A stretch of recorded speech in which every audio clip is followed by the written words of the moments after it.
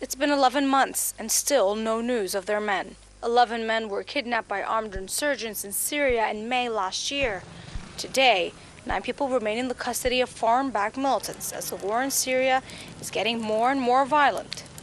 Families of kidnapped Lebanese are left in a state of constant anxiousness.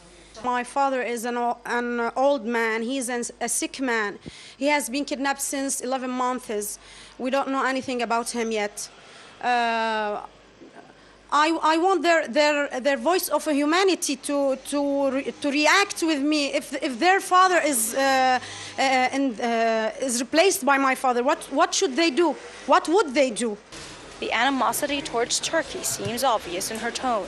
We are going to make a campaign to boycott the Turkish products in order to make our voice be heard. Till now, there is no response from anyone, our government, the Turkish government, and anybody else. Ibrahim Awad was one of the 2 pilgrims released so far.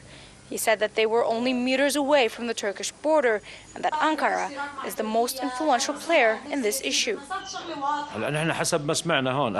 We were in the area that is between Syria and Turkey at the Turkish border. The rebels had open borders into Turkey.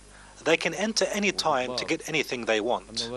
I was told by Abu Ibrahim, head of the kidnappers, that I had Erdogan and the Islamic Clerics Union to thank when I was released. We hear that Turkey has prisoners at the jails of the Syrian government and it wants to exchange them with our men. But what do we have to do with their prisoners? Earlier, the families of the kidnapped pilgrims held a protest in front of the Turkish embassy in Lebanon. The demonstrators declared that they will hold Turkey responsible if their loved ones do not return to Lebanon soon. Hayat, whose husband owns a travel agency, said that the families will find ways to make sure the interests of Turkey are targeted if it does not enforce the release of kidnapped men.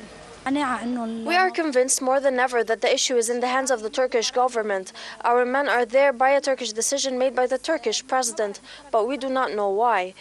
Turkey has said it is making every possible effort to secure the release of the Lebanese held in Syria since last May.